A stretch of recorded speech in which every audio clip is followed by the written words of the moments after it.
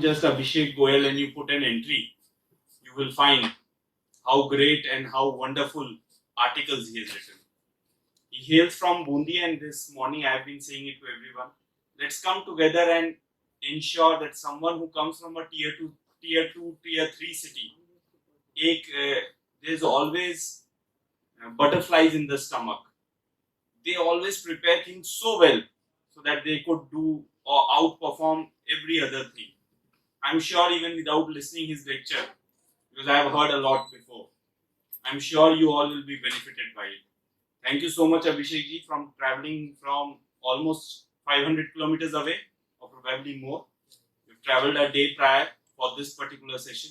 We are thankful for your gracious presence. The dais is yours after Abhishek ji formally welcomes you with his introduction. Thank you so much.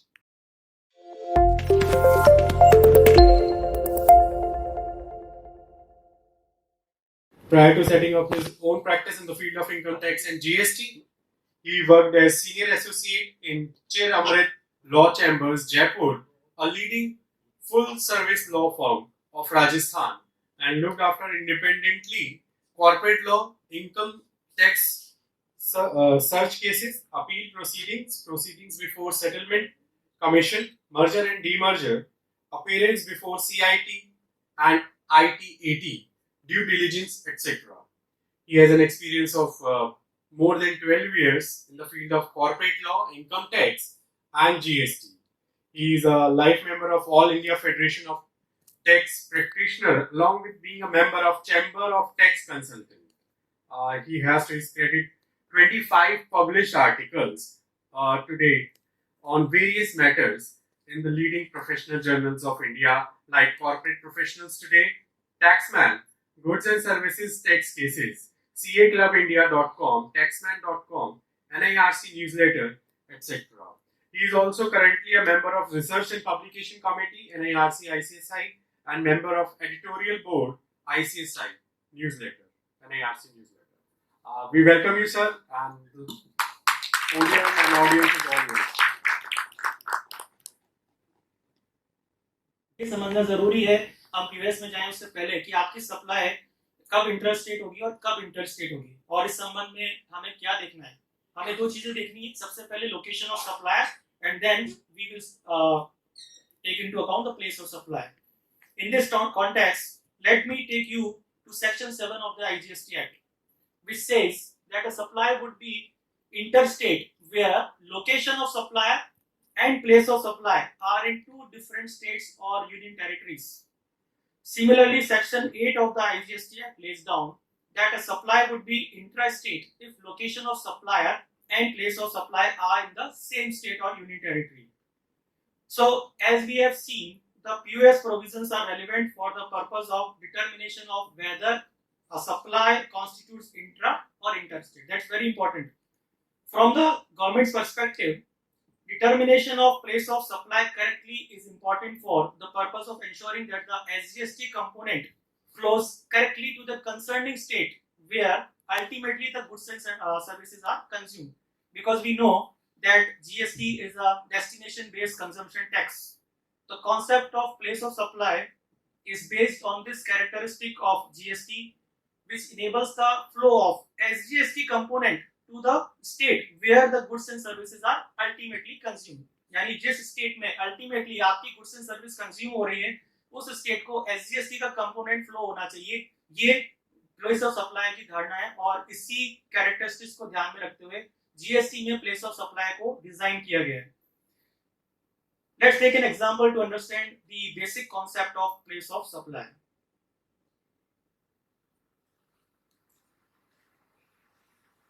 There is a supplier registered at Delhi. He receives an order for supply of certain goods from a recipient who is registered in the state of Maharashtra. Now, as per the contract between the two of them, goods are to be transported from Delhi to Maharashtra. So, what will be the POS in this case? Keeping in view the provisions of section 7 and 8, how will you determine whether it's an interstate or intrastate supply so far as the supplier is concerned? That's my question to you. Interstate. Okay. And how have you determined that? You have आपने देखा कि location of supplier कहाँ पर है और place of supply कहाँ पर है. यहाँ पर लोकेशन ऑफ सप्लाई दिल्ली में है, बिकॉज सप्लायर का जो ओरिजिन स्टेट है वो दिल्ली है. एंड प्लेस ऑफ सप्लाई कहाँ पर होगा? It shall be the place where delivery of goods terminates for the purpose of supply to the recipient. Delivery of goods कहाँ terminate हो रही है? महाराष्ट्र में. तो हमने देखा कि हमारे दो कॉन्सेप्ट थे, एक तो लोकेशन ऑफ सप्लाई और place of supply. Location of supply Delhi में है, प्लेस ऑफ सप्लाई महाराष्ट्र है, क्योंकि वहां पर डिलीवरी हो रही है गुड्स की. तो दोनों डिफरेंट स्टेट्स में होने की वजह से this is an inter state supply. Accordingly IGST will be levied. Now, having understood the basic concept, now let me tell you the consequences of incorrect determination of POS provision under GST. What you will be missing out if you are not studying POS properly. In the absence of correct understanding and determination of POS provisions under GST, we may end up paying tax under wrong head. In that case, while your liability to pay tax under the correct head remains intact, you will find it difficult to claim refund of wrongly paid tax. Suppose अगर आपकी कोई supply actually में inter state थी, लेकिन आपने मिसइंटरप्रिटेशन किया और उसको इंट्रा स्टेट मानते हुए उस पर CGST और SGST लेवी कर दिया, तो उस केस में कॉन्सिक्वेंस ये होगा कि अगर कभी स्क्रूटनी असेसमेंट होता है तो आपकी जो IGST पे करने की लायबिलिटी थी वो तो इंटैक्ट रहेगी, यानी फिर भी आपको IGST पे करना पड़ेगा और दैट टू विद इंटरेस्ट. और साथ में आपने जो CGST और SGST वाले हेड में रॉन्गली पे कर दिया टैक्स, उसको रिफंड कराना भी आपके लिए मुश्किल होगा, because we know that in GST refund is not that easy. अभी हालांकि GST पोर्टल पर एक नया ऑप्शन कुछ टाइम पहले PMT09 के रूप में आया है, और PMT09 में उन्होंने एक फैसिलिटी दी है कि you can transfer the balance line in your e cash ledger from one head to another or from one sub head to another. But वो भी आपके रेस्क्यू के लिए तभी आएगा जब तक आपके ई-कैश लेजर में कोई क्रेडिट बैलेंस लाई करता है. अगर आप ऑलरेडी उस ई-कैश लेजर को यूज करते हुए GSTR 3B से उसको सेट ऑफ कर चुके हो, तो फिर आपके लिए वो भी ऑप्शन अवेलेबल नहीं रहेगा. So we now have a broad understanding of relevance of POS in GST. Let's now move on to the provisions for determination of place of supply in case of goods domestic transactions. इसके जो relevant provisions हैं वो हमें section 10 of the IGST Act में मिलते हैं. Section 10 of the IGST Act is divided into two subsections. Section 10 two subsections में divided है. Subsection 1 is further subdivided into 5 clauses, and each clause is covering a separate transaction, a separate situation for determination of place of supply in case of goods for domestic transactions. Let's now deal with each of the clauses one by one. सबसे पहले बात करते हैं clause A की. What does clause A of subsection 1 of section 10 tells us? It says where the supply involves movement of goods either by the supplier or by the recipient or by any other person, the place of supply of such goods shall be the location of the goods at the time at which the movement of goods terminates for delivery to the recipient. So this clause is applicable only when the supply involves movement of goods. जिस supply में movement of goods हो रहा है वहां पर ये clause applicable होगा. अब ये जो movement of goods है वो किसके द्वारा cause किया जाता है? Supplier के द्वारा, recipient के द्वारा या any other person के द्वारा. इस केस में हम place of supply कैसे determine करेंगे? इस केस में place of supply shall be the place where the movement of goods terminates for the purpose of delivery to the recipient. Let's take an example to understand this provision.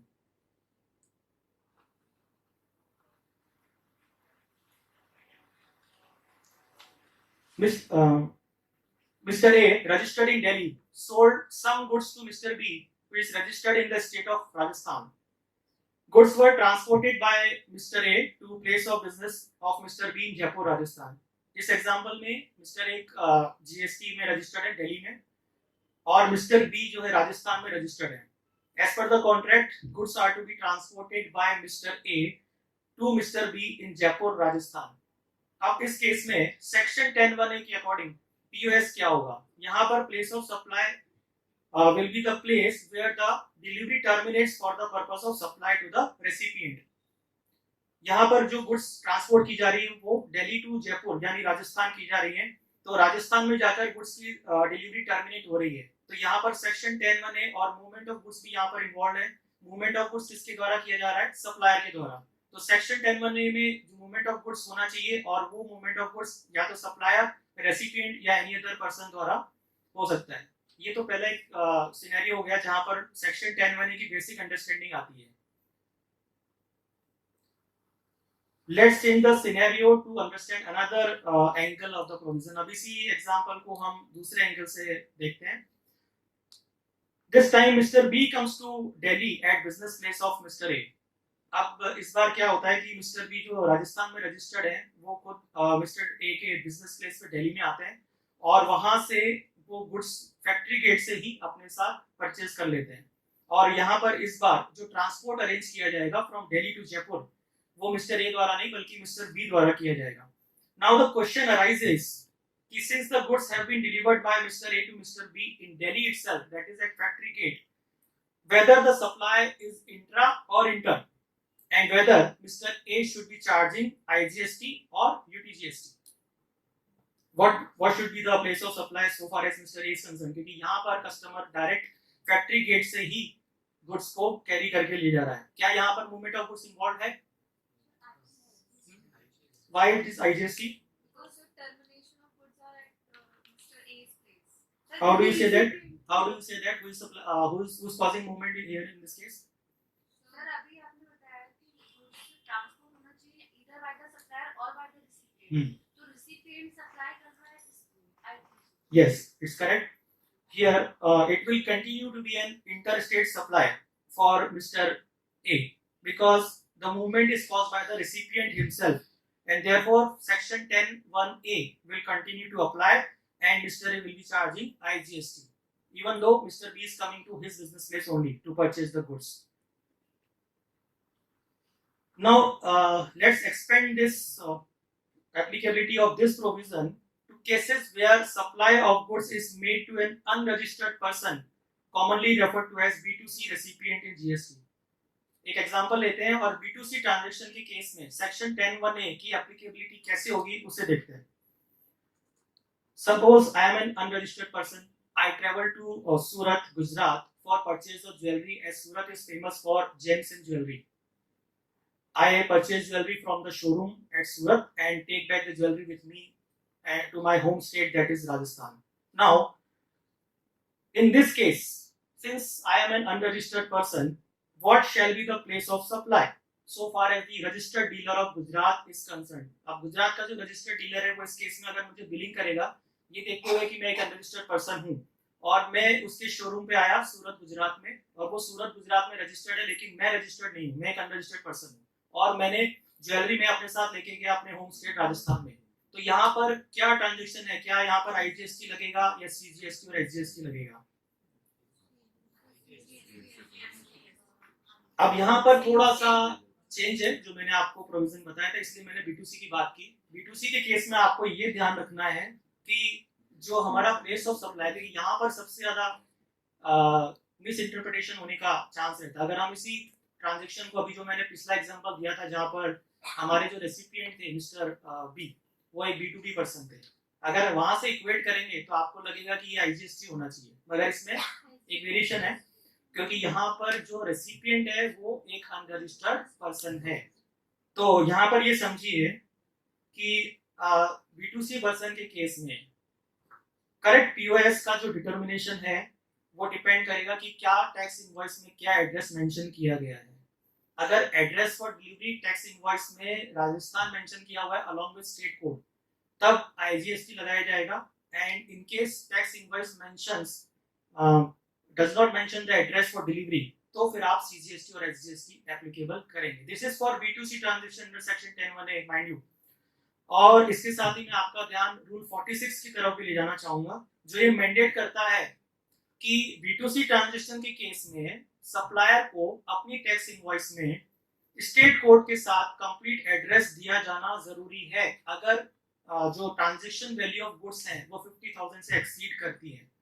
तो अगर हमारे इस example में assume करते हैं कि मैं जो ज्वेलरी मैंने परचेज की है एज एन अनरजिस्टर्ड पर्सन वो 50,000 से ज्यादा की वैल्यू की है तो इस रूल के अकॉर्डिंग जो सप्लायर हमारा गुजरात का उसको टैक्स इनवॉइस में कंप्लीट एड्रेस मेंशन करना पड़ेगा मेरा राजस्थान का along with state code and accordingly IGST shall be levied. तो आप ये डिफरेंस समझ गए होंगे कि जहां पर B2C ट्रांजैक्शन आता है वहां दो सिचुएशन हो सकती है. पहला जहां आपकी टैक्स इनवॉइस में प्लेस ऑफ डिलीवरी का एड्रेस मेंशन नहीं है और जहां आप प्लेस ऑफ डिलीवरी का एड्रेस मेंशन करते हैं।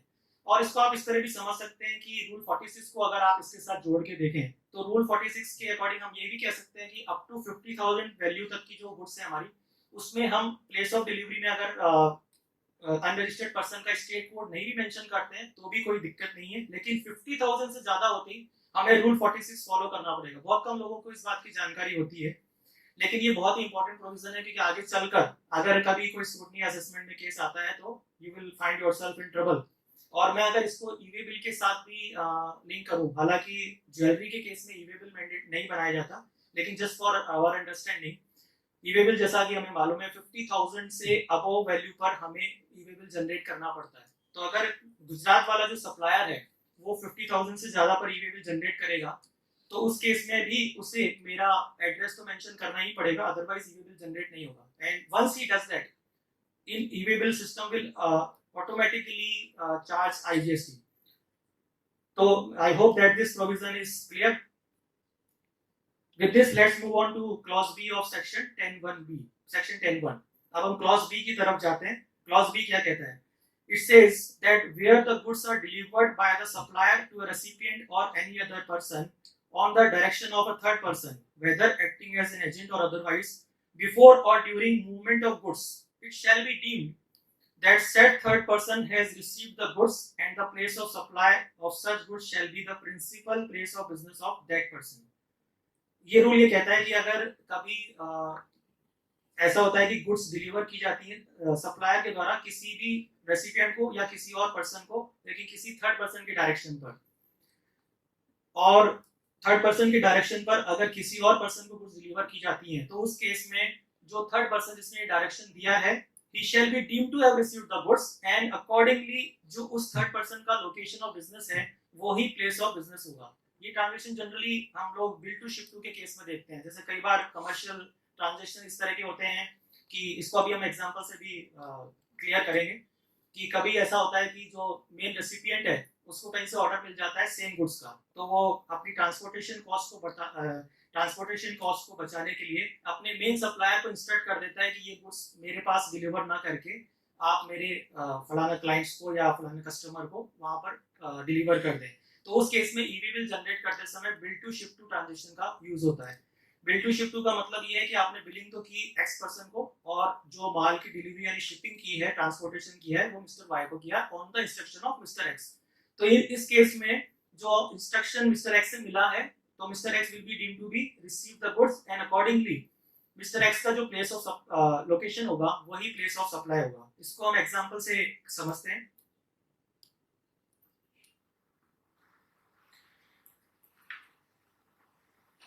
सपोज मिस्टर रेड्डी रजिस्टर्ड है चेन्नई तमिलनाडु में, receives an order for supply of certain goods from Mr. More who is registered in Mumbai, Maharashtra. First leg of transaction ये है कि मिस्टर रेड्डी जो चेन्नई तमिलनाडु में रजिस्टर्ड हैं, उनको मिस्टर मोरे जो महाराष्ट्र में रजिस्टर्ड है उनसे सर्टेन गुड्स को सप्लाई करने का एक ऑर्डर मिलता है। लेकिन बिफोर मूवमेंट ऑफ गुड्स, इससे पहले कि गुड्स का मूवमेंट होता, mister More instructed mister Reddy to deliver the goods to business place of mister Kamle at Pune, Maharashtra. यहाँ पर गुड्स का मूवमेंट होने से पहले मिस्टर मोरे ने मिस्टर रेड्डी को इंस्ट्रक्ट किया कि गुड्स की डिलीवरी मुंबई में ना होकर मिस्टर कामले के बिजनेस प्लेस जो कि पुणे महाराष्ट्र में वहां पर हो जाए। ऐसा इसलिए क्योंकि मिस्टर मोरे को एक कॉन्ट्रैक्ट मिला है मिस्टर कामले से उन्हीं गुड्स का, तो मिस्टर मोरे चाहते हैं कि गुड्स डायरेक्टली पुणे महाराष्ट्र में डिलीवर हो, मुंबई में वो डिलीवरी लेना नहीं चाहते। तो इस केस में पीओएस क्या होगा, प्लेस ऑफ सप्लाई क्या होगा? देखिए यहाँ पर हमें ये चीज समझनी होगी, इस एग्जांपल को, इस प्रोविजन को हमें डिटेल में समझना होगा। यहाँ पर दो सेपरेट ट्रांजैक्शंस हैं, two separate transactions are covered in this particular example, और वो कैसे है वो मैं आपको बताता हूँ। देखिए यहाँ पर दो कॉन्ट्रैक्ट हैं। एक कॉन्ट्रैक्ट हुआ मिस्टर रेड्डी ऑफ चेन्नई और मिस्टर मोरे ऑफ मुंबई के बीच में, दूसरा कॉन्ट्रैक्ट हुआ है मिस्टर मोरे और मिस्टर कामले के बीच में। अकॉर्डिंगली यहाँ पर दो टैक्स इनवॉइसेस हैं, ध्यान रखें, एक टैक्स इनवॉइस नहीं है, यहाँ पर दो टैक्स इनवॉइस है। कैसे? एक टैक्स इनवॉइस इशू की जा रही है मिस्टर रेड्डी से मिस्टर मोरे को, जो कि एक मेन सप्लायर है, और दूसरी टैक्स इनवॉइस जाएगी मिस्टर मोरे से मिस्टर कामले को। Because of the privity of contract. अब यहाँ पर जो थर्ड पर्सन है वो कौन है? मोरे, क्योंकि मोरे ने ही इंस्ट्रक्ट किया है रेड्डी को कि गुड्स को डिलीवर किया जाए कामले की बिजनेस प्लेस पर। अब चूंकि यहाँ पर दो सेपरेट ट्रांजेक्शन है, इसलिए प्लेस ऑफ सप्लाई भी हम इन दोनों सेपरेट ट्रांजेक्शन में डिफरेंटली समझेंगे, और यहाँ पर एक ही ट्रांजेक्शन में दो अलग अलग सेक्शंस इन्वॉल्व होंगे। वो कैसे होंगे कि सपोज अगर मिस्टर मोरे, अब अगर हम सबसे पहले मिस्टर रेड्डी की बात करते हैं कि for mister Reddy of Chennai what will be the place of supply. अगर हम यहाँ पर मिस्टर मोरे रेड्डी को लेके चलते हैं, if he is generating the e-way bill, he shall make use of bill to ship to transaction, where he will be showing bill to under GST number of Mr. More and ship to at business place of Mr. Kamle. So, going by the principle emerging out of section 10(1)(b), transaction would be an interstate transaction from the point of view of Mr. Reddy of Chennai, क्योंकि Mr. Reddy के point of view से place of supply क्या होगा? मुंबई क्यों होगा? Why do I say that? Because of provisions of section 10(1)(b). section 10(1)(b) क्या कहता है कि अगर किसी थर्ड पर्सन के इंस्ट्रक्शन पर गुड्स को रेसिपिएंट के अलावा किसी और पर्सन को डिलीवर की जा रही है, तो that third person shall be deemed to be receive the goods and accordingly उनका जो प्लेस ऑफ सप्लाई लोकेशन होगा वही हमारा पीएस होगा। तो अगर चेन्नई वाले मिस्टर रेड्डी के पॉइंट ऑफ व्यू से देखा जाए तो प्लेस ऑफ सप्लाई उनके लिए मुंबई होगा, क्योंकि यहाँ पर mister More shall be deemed to have received the goods. अब उसके बाद हम सेकंड ट्रांजैक्शन पे चलते हैं। यहाँ पर ही थोड़ा सा आपको ध्यान देना होगा कि ये थोड़ा इंटरेस्टिंग है। जब हम दूसरे कॉन्ट्रैक्ट की बात करते हैं, यानी mister more of Mumbai and mister Kamle of Pune, तो अब मिस्टर मोरे जो है वो कामले के लिए टैक्स इनवॉइस इशू करेंगे। पहला ट्रांजैक्शन तो हमने समझ लिया, फर्स्ट लेग ऑफ ट्रांजैक्शन। अब जब वो मिस्टर कामले को टैक्स इनवॉइस इशू करेंगे तो उस केस में पीओएस क्या होना चाहिए? हम बात कर रहे हैं मिस्टर मोरे की, तो उसी पॉइंट ऑफ व्यू से आप सोचिएगा। यस। अब यहाँ पर अगर हम प्रोविजंस की बात करें तो इस वाले ट्रांजैक्शन में सेक्शन 10(1)(a) एप्लीकेबल है, ना कि section 10(1)(b). First leg of transaction में सेक्शन 10(1)(b) एप्लीकेबल था। जब हम बात करते हैं mister More to mister Kamle की, then the provisions of section 10(1)(a) will be applicable. Section 10(1)(a) में जहां पर मूवमेंट ऑफ गुड्स होता है और जहां पर मूवमेंट ऑफ गुड्स टर्मिनेट हो रहा है वही हमारा प्लेस ऑफ सप्लाई है। तो इस केस में जब मिस्टर मोरे की बात करेंगे तो प्लेस ऑफ सप्लाई कहां होगा? Pune, Maharashtra. Then accordingly it will be a intrastate transaction for mister More, because simple reason है कि यहाँ पर गुड्स की डिलीवरी जो टर्मिनेट हो रही है वो महाराष्ट्र स्टेट में ही हो रही है। गुड्स चली थी चेन्नई से, जब चेन्नई से लोड हुई थी, लेकिन गुड्स की डिलीवरी कहां पर हो रही है? पुणे, महाराष्ट्र में। सो अकॉर्डिंगली जब मिस्टर मोरे हमारे इस एग्जांपल में टैक्स इनवॉइस रेज करेंगे मिस्टर कामले को, तो वो एक इंट्रास्टेट ट्रांजैक्शन होगा and accordingly CGST and SGST will be leviable. So this interplay between subclause A and B in the same transaction needs to be understood carefully so that we may advise our clients appropriately. Let's now move on to next clause, that is clause C of section 10(1).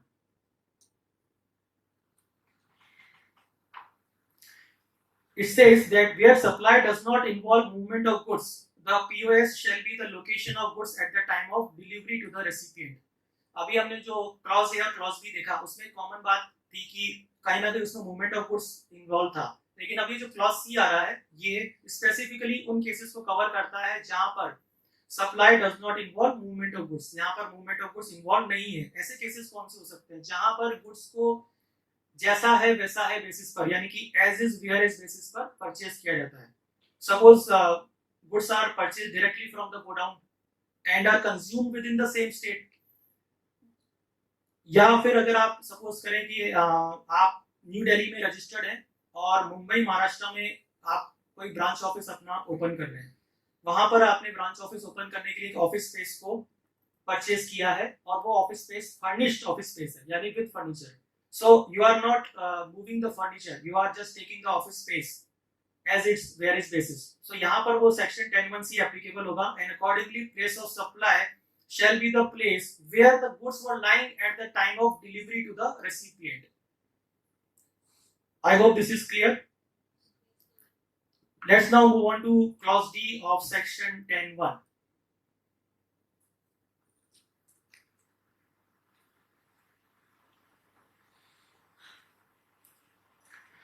This clause deals with POS in case of goods which are subject to assembly or installation at site. कुछ goods ऐसी होती हैं जो कि subject to assembly या installation होती हैं. जैसे सपोज हम एक कॉमन सा एग्जांपल ले लें, एसी की फिटिंग होना, एलईडी वगैरह की फिटिंग होना. तो जहां पर किसी भी गुड्स का असेंबली या इंस्टॉलेशन होना है वहां पर क्लॉज डी एप्लीकेबल होगा. और क्लॉज डी के according place of supply shall be the place of such installation or assembly. Then meaning thereby that where the goods are subject to installation or assembly, then the POS shall be the place where such installation or assembly has been done. Say for example,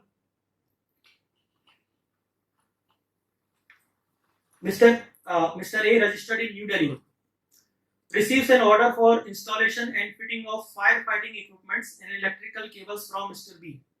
Mr. A और Mr. B दोनों new Delhi में registered हैं. Mister B ने एक contract दिया है mister A को fire fighting equipments को असेंबल करने का, और वो फायर फाइटिंग इंस्ट्रूमेंट्स उनकी जो फैक्ट्री है चेन्नई में वहां पर असेंबल की जानी है. तो इस केस में पीओएस क्या होगा? अगर हम चेन्नई होगा, बिकॉज हमारा सब क्लॉज डी है, वो कहता है कि place of when the goods are subject to assembly or installation, then place of supply shall be the place where such installation or assembly has been done. तो यहाँ पर place of supply Chennai होगा. आप इसको इस तरह भी समझ सकते हैं कि अभी तक हमने जितना भी फ्लो पीओएस का देखा है, तो आपने एक कॉमन चीज देखी होगी कि अभी तक हम लोग डेस्टिनेशन बेस्ड टैक्स को ही लेके चल रहे हैं. कंजम्पशन जहां पर हो रहा है, जहां पर डेस्टिनेशन है वहां पर लेके चल रहे हैं. तो अभी तक हमारा यहाँ अगर हम उस चीज को यहाँ भी एप्लीकेबल करें, एक सिंपल सा लॉजिक हम लगा के चलें, तो गुड्स कहाँ पर कंज्यूम हो रही है? चेन्नई में कंज्यूम हो रही है. तो ऑब्वियसली जो कंज्यूमिंग स्टेट है उसको एसजीएसटी का शेयर मिलना चाहिए, एंड अकॉर्डिंगली यहाँ पर प्लेस ऑफ सप्लाई चेन्नई होगा. अगर प्लेस ऑफ सप्लाई चेन्नई होगा तो मिस्टर ए को जो बिलिंग करनी है वो आईजीएसटी बिलिंग होगी, even though both persons are located in Delhi only. इसी तरह बात करते हैं हम क्लॉज ई की.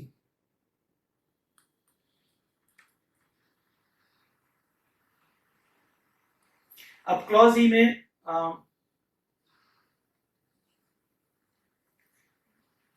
according to clause E of section 10(1), where the goods are supplied on board a conveyance such as a vessel, aircraft, train, motor vehicle, the place of supply shall be the location at which such goods are taken on board. Section 10(1) का rule aircraft, motor vehicle, train जो कन्वेंसेस होती है उनसे related है, और वही कहता है कि जहां पर ऑन बोर्ड अगर कोई गुड्स सप्लाई की जाती है तो place of supply shall be the location at which such goods are taken on board. जहां से वो गुड्स ऑन बोर्ड यानी कि लोड की जाती है. इसको एक एग्जांपल से समझते हैं. Mister C of Chennai supplied goods to messrs Jet Airways of Chennai. एक फ्लाइट है जेट एयरवेज की, और जेट एयरवेज चेन्नई में रजिस्टर्ड है. उनकी जो फ्लाइट है वो दिल्ली टू मुंबई ऑपरेट कर रही है, और मिस्टर सी चेन्नई में रजिस्टर्ड है. गुड्स लोड की जाती है in the aircraft at Delhi. Delhi से एयरक्राफ्ट में गुड्स को लोड किया जाता है. तो इस केस में पीओएस क्या होगा? Delhi. That is under section 10(1)(e). The place from where the goods are on board a conveyance, that is loaded in the conveyance, shall be taken to be the place of supply. So इस transition में भी आप देख रहे हैं कि जो mister सी हैं और जेट एयरवेज हैं, both are registered in Chennai, but since the goods are loaded in the aircraft at Delhi only, accordingly IGST will be levied and not C+S. इसी ट्रांजेक्शन को और आगे बढ़ाते हुए एक और एग्जांपल लेते हैं. Messrs Fresh Foods is a registered caterer in the state of Rajasthan. They have been given a contract by Indian Railways to supply food for the passengers of Rajdhani Express on a journey which embarks from New Delhi and destined to Mumbai. The food packets are loaded in the train, let's say at Jaipur, Rajasthan. The POS shall be state of Rajasthan. हमारा जो supplier है वो भी राजस्थान में registered है. Goods को load किया जाता है राजस्थान में ही. सो अकॉर्डिंगली पीओएस क्या होगा? Rajasthan. And CGST and SGST will be charge from the Indian railways. और यहाँ पर ना तो place of origin of train और ना प्लेस ऑफ डेस्टिनेशन इंपॉर्टेंट है. क्या इंपॉर्टेंट है? सिर्फ वहां से जहां पर गुड्स को ऑन बोर्ड किया जा रहा है यानी कि लोड किया जा रहा है.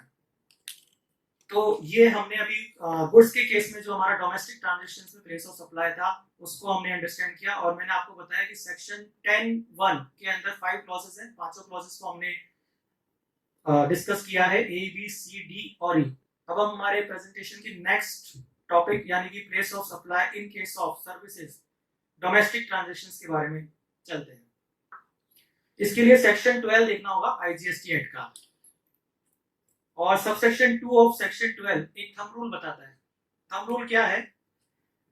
According to this thumb rule, in case your services are not covered under subsection 3 to 14 of section 12, तो हमें सिर्फ एक ही रूल याद रखना है। अगर आप ये डिटरमाइन कर लेते हैं कि आपकी जो सर्विस है वो सबसेक्शन 3 से 14 में कवर नहीं हो रही है, तो आपको सिर्फ एक थंब रूल याद रखना है पीओएस डिटरमाइन करने के लिए, और वो थंब रूल ये है कि अगर आप किसी भी ऐसे रेसिपिएंट को सप्लाई कर रहे हैं जो जीएसटी में रजिस्टर्ड है, यानी कि B2B पर्सन है, तो उस केस में place of supply of service will always be the location of that B2B person.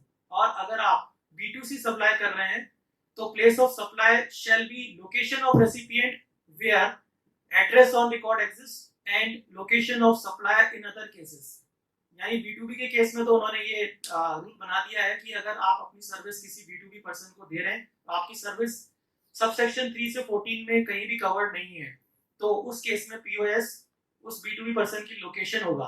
और B2C सप्लाई अगर हो रही है तो B2C के केस में आपको ये देखना होगा कि क्या एड्रेस ऑन रिकॉर्ड एग्जिस्ट करता है। अगर एड्रेस एग्जिस्ट करता है तब तो रेसिपिएंट की लोकेशन, और एड्रेस एग्जिस्ट नहीं करता है तो लोकेशन ऑफ सप्लायर भी आपका पीओएस होगा। Accordingly you will decide whether to charge CGST, SGST or IGST. Let's take an example to understand this provision. Mr. X is a company secretary in practice, practicing GST return filing and consultancy services. He is registered in Delhi and rendering professional service to Messrs. ABC Company Limited, registered in Mumbai. अब यहाँ पर location of supplier Delhi में है और जिस company को service provide की जा रही है वो मुंबई में रजिस्टर्ड है। अब यहाँ पर पीओएस क्या होगा? कंपनी सेक्रेटरी की सर्विस सबसेक्शन 3 से 14 में कवर नहीं होती है, तो यहाँ पर हमें कौन सा रूल लगाना होगा? सबसेक्शन 2 का थंब रूल। और थंब रूल क्या कहता है कि अगर किसी रजिस्टर्ड पर्सन को हमने सप्लाई दी है तो इन दैट केस उस रजिस्टर्ड पर्सन की जो लोकेशन है वही हमारे लिए पीओएस होगी। सो अगर हम मिस्टर एक्स के पॉइंट ऑफ व्यू से देखेंगे तो mister X will be charging IGST from ABC company limited because in this case the place of supply shall be the location of recipient, that is Mumbai. So accordingly IGST will be charged. अगर इस example में ABC company limited unregistered होता तो क्या situation बनती? फिर उस case में पीओएस कैसे क्या होता? क्या सीजीएसटी लगता या आईजीएसटी लगाया जाता? फिर भी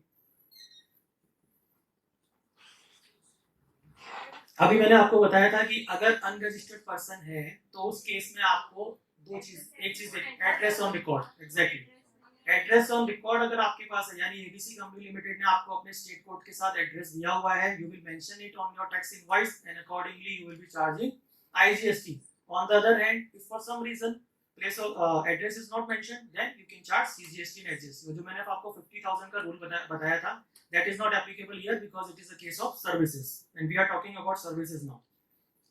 I hope this is clear. Then let's move on to the next provision, that is section 12 subsection 3. Subsection 3 of section 12 covers various services which are directly in relation to immovable property. जैसा आप slide पे देख सकते हैं कि immovable property के directly in relation में जो services covered हैं वो section 12(3) में provided हैं, जैसे कि architects, interior decorators, surveyor, engineer, estate agents, service by way of grant of rights to use immovable property, या किसी भी hotel, inn, guest house, club, camp site, houseboat, vessel, चाहे किसी भी नाम से उसे बोला जाए, अगर कोई अकोमोडेशन की फैसिलिटी प्रोवाइड की जा रही है तो वो भी सेक्शन 12(3) में कवर्ड है। इसी तरह अगर किसी मैरिज या रिसेप्शन या ऑफिशियल, सोशल, कल्चरल, रिलीजियस या बिजनेस फंक्शन से रिलेटेड भी अगर कोई अकोमोडेशन प्रोवाइड किया जा रहा है तो that is also covered in section 12(3). अब ये सारी सर्विसेज सेक्शन 12(3) में कवर्ड है और इन सर्विसेज के केस में केवल एक ही रूल है, और वो रूल ये है कि आप केवल इमूवेबल प्रॉपर्टी की लोकेशन को ध्यान में रखते चलेंगे। जहां पर आपकी इमूवेबल प्रॉपर्टी की लोकेशन है वही आपका पीओएस है, irrespective of whether the recipient is B2B or B2C, से कोई फर्क नहीं पड़ता recipient कौन है, B2B है, B2C, it doesn't matter at all. What matters is the location of immovable property. Let's discuss a few practical examples to understand the provisions of section 12(3). Messrs XYZ Company Limited is engaged in the business of construction of residential complex. XYZ Company Limited एक ऐसी company है जो residential complex construction करती है और new Delhi में registered है. इन्होंने मिस्टर वाई जो एक आर्किटेक्ट है न्यू दिल्ली के, उनको एंगेज किया है. इनका एक कॉम्प्लेक्स बनने वाला है मुंबई में there is a residential complex project coming up. उसके लिए उन्होंने मिस्टर वाई को आर्किटेक्चर का असाइन किया है.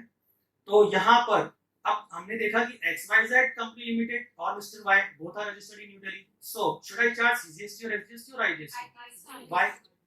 Location of the different. Yes, location. यहाँ पर इमूवेबल प्रॉपर्टी की लोकेशन देखी जाएगी और हमने देखा कि architect is one of the services which are covered under section 12(3). तो आपको देखना पड़ेगा कि जो सर्विस है वो किस नेचर की है, क्या वो सेक्शन 12(3) में फॉल करेगी या नहीं करेगी. सेक्शन 12(3) में फॉल करने वाली सर्विसेज को के केस में location of immovable property shall always be the POS. So यहाँ पर सप्लायर और रेसिपिएंट दोनों न्यू दिल्ली में रजिस्टर्ड हैं. Even then we are charging IGST. So accordingly Mr. Y will be charging IGST from XYZ Company Limited. Let's take another example to understand another aspect of section 12(3), and that is located to hotel accommodation. Messrs XYZ Company Limited is a company registered in New Delhi. The company is organizing a residential campsite for its managerial staff at Manali, Himachal Pradesh. Manali की किसी भी exotic location पर उन्होंने एक hotel का staying arrangement किया हुआ है अपने मैनेजरियल स्टाफ के लिए वेकेशंस पर. और लेकिन जो होटल है मनाली का वो बिलिंग करेगा कंपनी को, और कंपनी कहाँ रजिस्टर्ड है? न्यू दिल्ली में. तो अब आप मुझे बताइए कि इस केस में अगर हम मनाली का जो होटल है उसके पॉइंट ऑफ व्यू से प्लेस ऑफ सप्लाई डिटरमाइन करें तो प्लेस ऑफ सप्लाई क्या होगा? No. Yes, it will be intra because location of immovable property, hotel accommodation जो है वो section 12(3) में covered है. So accordingly, place of supply will be Himachal Pradesh only and not New Delhi, because as I said you, as I have told you earlier also, that for the purpose of section 12(3), it is really irrelevant whether the recipient is a B2B or B2C. तो आपको देखना ही नहीं है कि recipient B2B होगा या B2C होगा. आपको सिर्फ एक चीज देखनी है कि location of immovable property कहाँ पर है. यहाँ पर कई बार गलतियाँ हो जाती है कि अगर सपोज कोई होटल है उसको इस बात की जानकारी नहीं है तो ही may be charging IGST just because की कंपनी ने उसको अपना GST नंबर न्यू दिल्ली का दिया है. बट यहाँ पर प्लेस ऑफ सप्लाई प्रोविजन को ध्यान में रखा जाना चाहिए एंड उसके अकॉर्डिंग CGST और SGST ही चार्ज होगा. अब आप कह सकते हैं कि अगर XYZ कंपनी लिमिटेड के पॉइंट ऑफ व्यू से देखें तो ये ट्रांजेक्शन तो उनके लिए बेनिफिशियल नहीं है. क्यों नहीं है बेनिफिशियल? कोई बता सकते हैं? CGST का इनपुट नहीं मिलेगा उनको. ITC का बेनिफिट अवेलेबल नहीं होगा. ठीक है, तो एक ये आपने ट्रांजेक्शन देखा. अब उसके बाद हम इसी सेक्शन में अब हम आगे बढ़ते हैं. आई थिंक ये this much is clear for you. अब हम बात करते हैं सेक्शन 12(4) की. सेक्शन 12(4) में परफॉर्मेंस बेस्ड सर्विसेज कवर की गई हैं. कुछ सर्विसेज ऐसी होती है जिन्हें सेक्शन 12(4) में इन्यूमरेट किया गया है एज परफॉर्मेंस बेस्ड सर्विसेज के रूप में. उनके लिए भी प्लेस ऑफ सप्लाई अलग बनाया गया जो आपको स्लाइड पे दिख रहा है. Restaurant and catering, personal grooming, fitness, beauty treatment, health service including cosmetic and plastic surgery. अब यहाँ पर कौन सा रूल काम करेगा? क्योंकि ये परफॉर्मेंस बेस्ड सर्विसेज हैं इसलिए जिस लोकेशन पर सर्विस परफॉर्म हो रही है वहां पर प्लेस ऑफ सप्लाई होगा. अब इसका क्या इम्पैक्ट पड़ेगा और क्या इसको हम समझते हैं एग्जांपल से. सपोज एक बॉलीवुड एक्टर है जो मनाली हिमाचल प्रदेश में किसी फिल्म की शूटिंग करने जाते हैं. Let's assume he is registered in Maharashtra और उनका जो पर्सनल ग्रूमिंग एक्सपर्ट है वो भी महाराष्ट्र में ही रजिस्टर्ड है.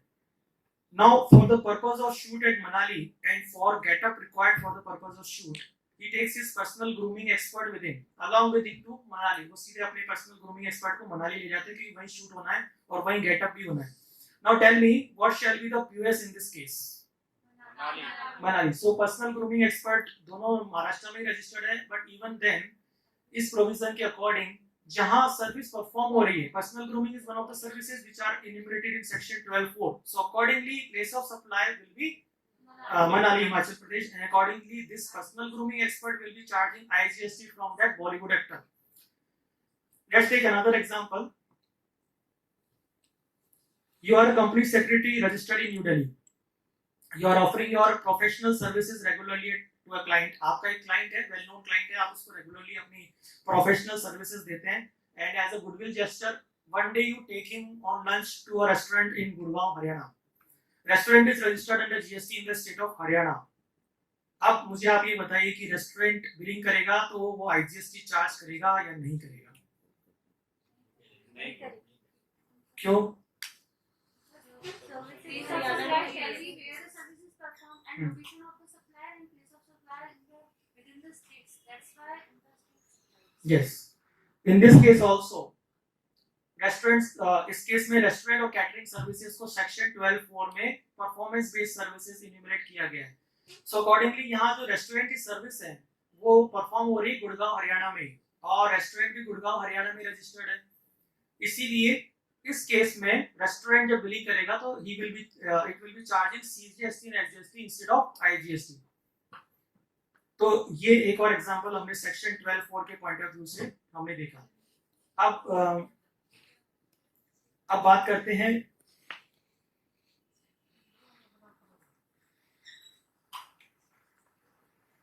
let's take another interesting example. Suppose Messrs Tasty Foods Limited is a proprietorship firm who are registered caterer in Mumbai. They got a contract from Mumbai-based business tycoon to supply catering services at his son's lavish wedding at New Delhi. Messrs Tasty Foods sends across his representative to supply catering at the marriage function. Tasty Foods Mumbai में registered है और उनको business tycoon द्वारा, जो मुंबई में भी registered है, new Delhi में उनके सन की एक लेविश वेडिंग हो रही है, उस ओकेजन पर उनको कैटरिंग सर्विसेज देनी है न्यू दिल्ली में जहां वेडिंग फंक्शन होना है. तो इस केस में यूएस क्या होगा? Delhi, because the services are being performed in New Delhi. So again, in this example also, you see that both the persons are registered in Mumbai, but because the place of supply is falling in New Delhi, that is the place where services are performed. Therefore, IGST shall be charged. So again, इस example में भी हमने देखा कि जो recipient है उसका B2B या B2C होना relevant नहीं है. What is relevant?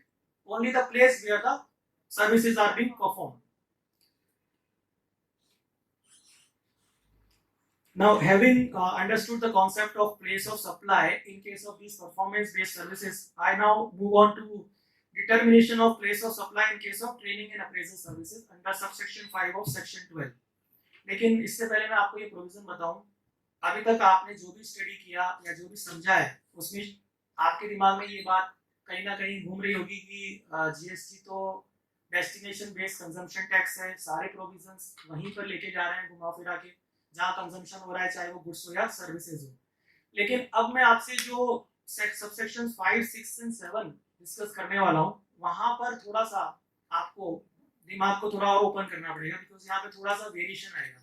कुछ प्रोविजन ऐसे भी देखे हमने जहाँ पर B2B और B2C का कोई रेलेवेंस नहीं था, लेकिन अब हम जो प्रोविजन देखने वाले हैं सबसेक्शन 5, 6 एंड 7 ऑफ सेक्शन 12 में, वहां पर आपको कॉम्बिनेशन मिलेगा किसी सेक्शन में, जहां पर कभी तो B2B की रेलेवेंस हो जाएगी, कभी अगर B2C है तो वापस वो घुमा के वही दे देंगे जी लोकेशन ऑफ सप्लाई कहाँ सर्विस परफॉर्म हो रही है. तो इसी बैकड्रॉप में और इसी माइंडसेट को लेकर हम आगे चलते हैं सबसेक्शन 5 की तरफ. Subsection 5 of section 12 which deals with place of supply in case of training and performance appraisal services. This provision says that in case of training and performance appraisal services, POS shall be location of B2B person. अब इसको थोड़ा ध्यान से आप समझिएगा. POS shall be location of B2B. यहाँ पर हमें दो कंडीशंस में इस रूल को समझना पड़ेगा. पहला, जहां पर ये सर्विस किसी B2B पर्सन को दी गई है तो उस केस में तो POS उस B2B की लोकेशन ही होगी. और दूसरा, अगर आपने किसी अनरजिस्टर्ड पर्सन को सर्विस दी है तो फिर आपका प्लेस ऑफ सप्लाई वो प्लेस होगा जहां पर की सर्विस को एक्चुअली परफॉर्म किया गया है. तो यहाँ ध्यान देने वाली बात ये है कि there are two separate ingredients of this particular subsection. One ingredient says POS in the case of B2B and another ingredient place of supply in case of B2C person. दोनों अलग अलग सिचुएशंस होगी. Let's take an example to understand this. Messrs XYZ Limited is company registered in New Delhi. It organized a GST training workshop for its managerial staff at Mumbai and for this purpose engage the services of Messrs ABC Enterprises also registered in New Delhi. अपने staff को train करने के लिए उन्होंने जो contract दिया है ABC enterprises को, वो भी न्यू दिल्ली में रजिस्टर्ड है और कंपनी भी न्यू दिल्ली में रजिस्टर्ड है। अब ट्रेनिंग कहाँ पर होनी है? मुंबई में। अब आप मुझे बताइए कि आपके हिसाब से पीओएस क्या होना चाहिए इस केस में? New Delhi. Why do you say that? Because sir ये रजिस्टर्ड पर्सन है ना, रजिस्टर्ड है, B2B है। यस। अब यहाँ पर सप्लाई अगर किसी B2B को की जा रही है तो B2B पर्सन की जो लोकेशन है that will be the POS. So यहाँ पर जब हम B2B को B2B रेसिपिएंट अगर हमारा, तो फिर जहां पर जिस लोकेशन पर हमारी सर्विस परफॉर्म हो रही है वो इररिलेवेंट हो जाती है। सर्विस परफॉर्म हो रही है मुंबई में, लेकिन चूंकि हमारा जो रेसिपिएंट है वो B2B है, तो उसकी जो लोकेशन है it shall be the place of supply. अब इसी एग्जांपल में अगर आपका आंसर क्या होगा, अगर XYZ लिमिटेड अनरजिस्टर्ड पर्सन है तो XYZ लिमिटेड रजिस्टर्ड है मुंबई, बिकॉज अब इस केस में जो प्लेस ऑफ सप्लाई होगा it shall be the place where services are being perform. Service कहां परफॉर्म हो रही है? मुंबई में, और हमारा जो रेसिपिएंट है वो अनरजिस्टर्ड है, तो यहाँ पर दोनों कॉम्बिनेशंस को हमें लेकर चलना पड़ेगा। तो दिस इज सेक्शन 12(5). इसी सिलसिले में एक और एग्जांपल लेते हैं इसको फर्दर अंडरस्टैंड करने के लिए। Mister x is a well known GST trainer. He regularly organizes GST online classes for the benefits of professionals across the country. He is registered in the state of Rajasthan, let's say Jaipur, from where he renders GST training online through Zoom platform. Physically नहीं देते हैं training, Zoom platform के through online satellite training classes organise करते हैं GST participants के लिए, and participants are scattered across the country. Assuming that all participants are B2C persons, the place of supply for Mr. X will be the place from where services are being performed. So in this case, POS क्या होगा? जहां से service perform की जा रही है। Service कहां से परफॉर्म की जा रही है? ऑनलाइन हो रही है, जयपुर राजस्थान। तो POS विल बी राजस्थान, और अगर इन जीएसटी ट्रेनर को बिलिंग करनी हो तो ही will be charging CGST and SGST. With this now let's move on to subsection 6 of section 12, which deals with place of supply rules in case of services by way of admission to cultural, artistic, sporting, scientific, educational, entertainment event और amusement park. अब इससे पहले कि मैं आपको subsection 6 के बारे में बताऊं, सबसे पहले एक चीज ये जान लीजिए कि हम इस सेक्शन के बाद सबसेक्शन 7 भी डिस्कस करने वाले हैं, और आपको ऐसा हो सकता है कि आपको लगे कि कुछ वर्ड्स ऐसे हैं या कुछ सर्विसेज रादर जो सबसेक्शन 7 में भी कवर हो रही है और सबसेक्शन 6 में भी कवर हो रही है। तो फिर दोनों में फर्क क्या है? फर्क ये है कि सबसेक्शन 6 तो केवल एडमिशन रिलेटेड सर्विसेज को ही कवर करता है, और सबसेक्शन 7 ऑर्गेनाइजेशन सर्विसेज को भी कवर करता है। यहाँ पर सर्विसेज तो वही है, cultural, artistic, sporting, scientific, educational, जो हमें सबसेक्शन 7 में मिलेंगे, लेकिन वहां पर जो हमारा ट्रिगर पॉइंट है वो ऑर्गेनाइजिंग है, और यहाँ पर ट्रिगर पॉइंट है एडमिशन। ये डिस्टिंक्शन हमें समझना जरूरी है। और इस सबसेक्शन में भी सबसे पहले आप अम्यूजमेंट पार्क को अलग कर दीजिए for the ease of understanding. Amusement park के केस में इन्होंने पीओएस को बताया है कि जहां पर अम्यूजमेंट पार्क लोकेटेड है वही आपका पीओएस होगा। So suppose if you are coming all the way from New Delhi to Mumbai, SL World में आप जाते हैं मुंबई में, एंड एसएल वर्ल्ड की जो बिलिंग होगी, if you are registered in New Delhi, then SL World will be charging CGST and SGST from you, not IGST, because the place of supply in case of amusement park shall be the location of such amusement park. So let's understand the provisions of subsection 6 with the help of examples. There is an educational seminar being organized by a company registered in New Delhi at Mumbai. Company registered है new Delhi में, एक educational seminar हो रहा है मुंबई में। अब यहां पर पीओएस क्या होगा? POS shall be Mumbai, Maharashtra, where such event is being held, क्योंकि सबसेक्शन 6 ऑफ सेक्शन 12 में प्लेस ऑफ सप्लाई वो लोकेशन होती है जहां पर इवेंट एक्चुअली हेल्ड हो रहा है। तो यहाँ पर इवेंट मुंबई में हेल्ड हो रहा है, तो accordingly POS will be Mumbai, and IGST shall be levied from the participants. अगर इसकी एडमिशन फीस में जो जीएसटी चार्ज होगा वो आईजीएसटी होगा, because it will be covered by subsection 6. Let's take another example. IPL is an annual T20 tournament which is played across various venues in the country. IPL हम सभी जानते हैं BCCI द्वारा organise किया जाता है. अगर BCCI न्यू दिल्ली में रजिस्टर्ड है और एक IPL का मैच पुणे महाराष्ट्र में होना है, उसके लिए टिकट सेल किए जा रहे हैं, तो उस केस में प्लेस ऑफ सप्लाई क्या होगा और क्या चार्ज किया जाएगा from the point of view of BCCI? Maharashtra, क्योंकि हमने देखा कि सबसेक्शन 6 में स्पोर्टिंग इवेंट भी कवर्ड है और IPL एक स्पोर्टिंग इवेंट है, तो वो कहते हैं कि स्पोर्टिंग इवेंट के केस में जहां पर वो इवेंट होल्ड हो रहा है उसी को आप POS मानिए. तो यहाँ पर POS महाराष्ट्र होगा जहां पर कि ये इवेंट हो रहा है, यानी कि मैच हो रहा है. अब मूव ऑन करते हैं सबसेक्शन 7 पर, which talks about place of supply in case of services provided by way of organization of cultural artistic. जैसा मैंने आपको पहले कहा था, ये वर्ड्स आपको वापस मिल रहे होंगे, लेकिन यहाँ पर एक ट्रिगर पॉइंट क्या है? ऑर्गेनाइजेशन. वहां हमने देखा था admission, including supply of services in relation to conference, fair, exhibition, celebration, etc. Here, अब यहाँ पर फिर वही बात आ जाती है जो मैंने पहले भी आपसे कही सबसेक्शन 5, 6, 7 को स्टडी डिस्कस करने से पहले. यहाँ पर फिर एक वेरिएशन है. वेरिएशन यही है कि B2B और B2C पे डिपेंड करेगा हमारा place of supply. In cases में अगर B2B पर्सन को आपने सर्विस प्रोवाइड की है तो location of B2B person shall be the place of supply, and in case of unregistered supply it shall be the location where such event is actually held. Let's take a few examples to understand the provision. Mr. Kapil Sharma, a comedian registered in Jalandhar, organizes comedy show in Mumbai. Kapil Sharma को suppose एक कोई wedding ceremony होने वाली है Bollywood actor के सन की मुंबई में, और वो जलंधर में रजिस्टर्ड है और उस बॉलीवुड एक्टर के बिहाफ पे वो एक कॉमेडी शो ऑर्गेनाइज करते हैं मुंबई में. तो अब अगर कपिल शर्मा को बिलिंग करनी हो तो क्या होना चाहिए उनकी बिलिंग? क्योंकि यहाँ पर प्लेस ऑफ सप्लाई मुंबई होगा, because he is providing services to a registered person, and in case of registered person, as I told you earlier, the place of supply shall be the location of the recipient. Let's take another example. Messrs Premium Clothing Limited is a company engaged in designing and manufacturing designer apparels in the state of Gujarat. एक company है जो designer apparel के business में engaged है in the state of Gujarat.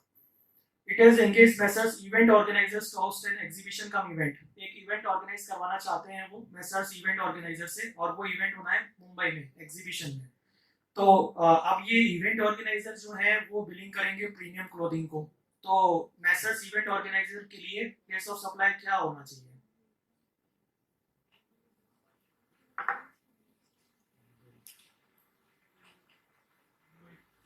Again it will be Mumbai because of the recipient being a registered person. Let's take another example. Mr. Raj is located in Jaipur, Rajasthan. He engaged Messrs Evershine Group, registered in Chennai, to organize marriage function of his daughter to be held at Hotel Taj, Chennai. Assuming Mr. Raj is a B2C person, what shall be the POS? अभी B2C के case में हमने क्या provision पढ़ा है subsection 6 में, sorry subsection 7 में? Yes, तो सर्विसेज यहाँ पर कहाँ परफॉर्म हो रही है? नहीं सॉरी, सर्विसेज नहीं, इवेंट इज हेल्ड. तो event is going to be held, marriage function कहाँ होना है? ताज होटल चेन्नई में. सो अकॉर्डिंगली एवरशाइन ग्रुप भी चेन्नई में रजिस्टर्ड है, रेसिपिएंट तो अनरजिस्टर्ड पर्सन है, so he will be charging IGST, sorry CGST and HGST. So having understood this provision, अभी आपने देखा होगा कि हम थोड़ा जैसे जैसे आगे बढ़ते गए कुछ प्रोविजंस टफ भी होते गए हैं. तो ये प्लेस ऑफ सप्लाई थोड़ा ऐसा ही है, हालांकि इसमें इंपॉर्टेंट भी उतना ही है. तो जैसा मैंने पहले भी कहा था आपसे शुरू में कि जीएसटी की प्रैक्टिस चैलेंजिंग भी है और रिवार्डिंग भी है, और अभी हम लोग 5 इयर्स कंप्लीट कर चुके हैं जीएसटी में, and we are moving basically from compliance to litigation, क्योंकि अब जो लिटिगेशन आने वाले वक्त में शुरू हो चुका है और 5 इयर्स के बाद बहुत सी स्क्रूटनी एंड असेसमेंट शुरू हो चुके हैं जो कि अब राउंड द कॉर्नर भी हैं. तो अब उसी हिसाब से अगर आपको जीएसटी में प्रैक्टिस करनी है तो you have to be very thorough with the law, because अगर आप लॉ को नहीं समझेंगे then it will be very difficult for you to defend your client and even file your GST returns properly. तो इसी बैकड्रॉप में अब हम सबसेक्शन 8 की तरफ चलते हैं.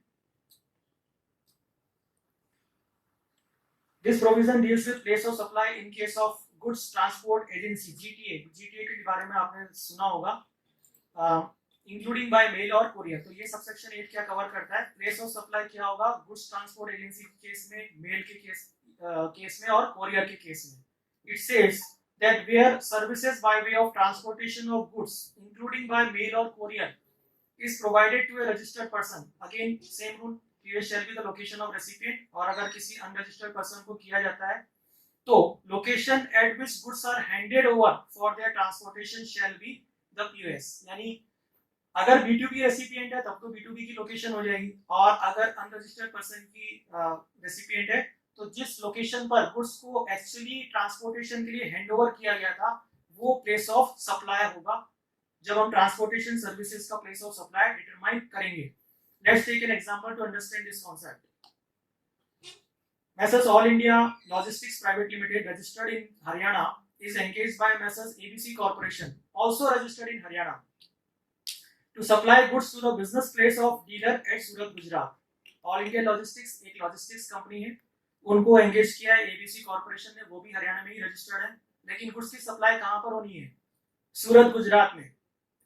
तो अब यहां पर प्लेस ऑफ सप्लाई क्या होगा? Keeping in view the provisions of subsection 8, जो here the POS will be location of recipient, that is Haryana, and accordingly CGST and SGST shall be charged।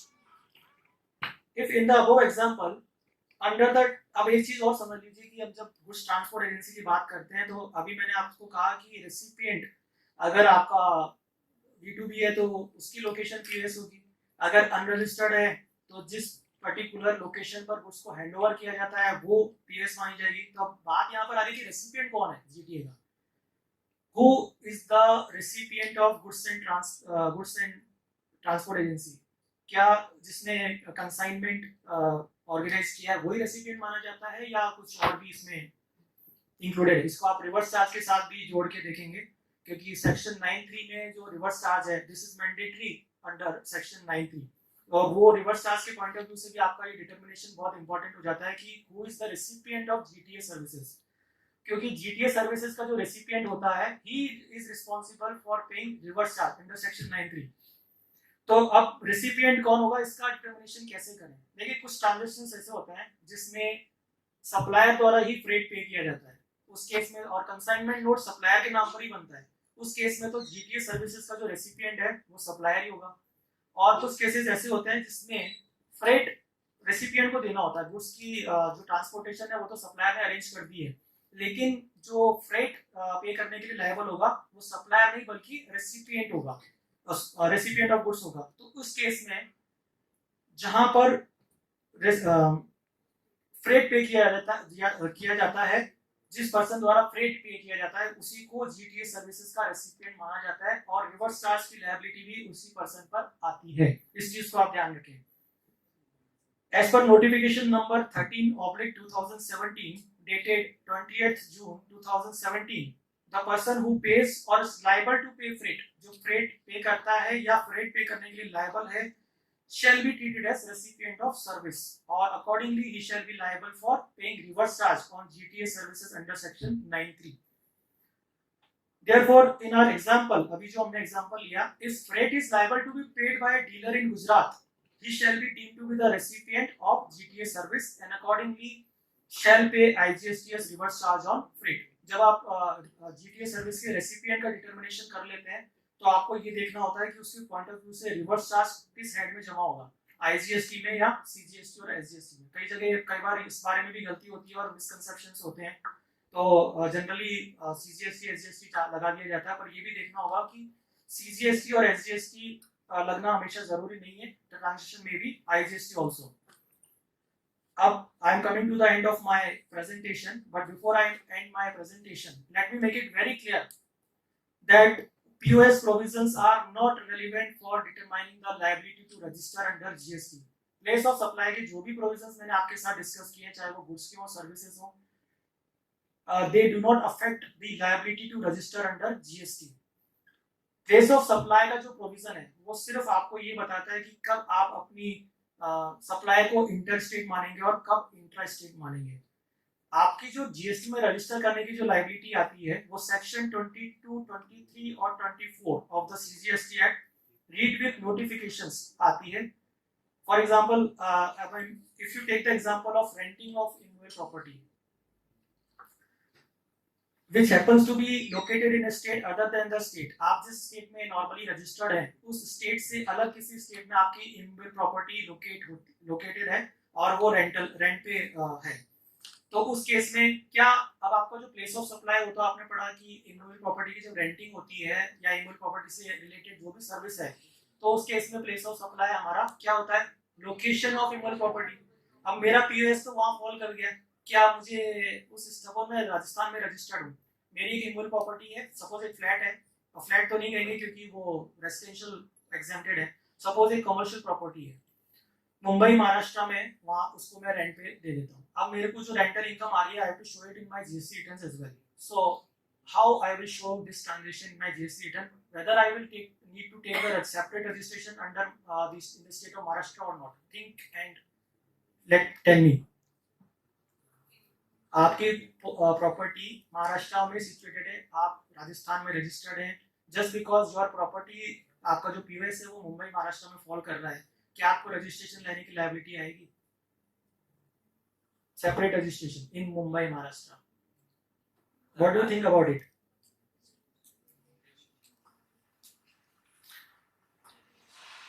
The answer is no. You are not at all required to take separate registration at all places where your immovable property is located. इसका reason ये है कि you do not have any place of business. You are just having a immovable property in the state of Maharashtra. You are not having any fixed establishment or place of business, जो कि एक important requirement है registration की. So the location of supplier of services shall continue to be the origin state. That's the point which I am trying to make out. So, with this, I now come to the end of my presentation on place of supply provisions in case of goods and services domestic transaction. And please note that in this presentation, I have not included purposefully subsections 9 to 13 of section 12. Section 12 is otherwise very lengthy section. It is not, divided into 13 subsections, but I have discussed with you only 8 subsections. 9 to 13 I have left out purposefully because they call for much lengthier discussion and are generally not much applicable in general practice of GST. So thank you very much.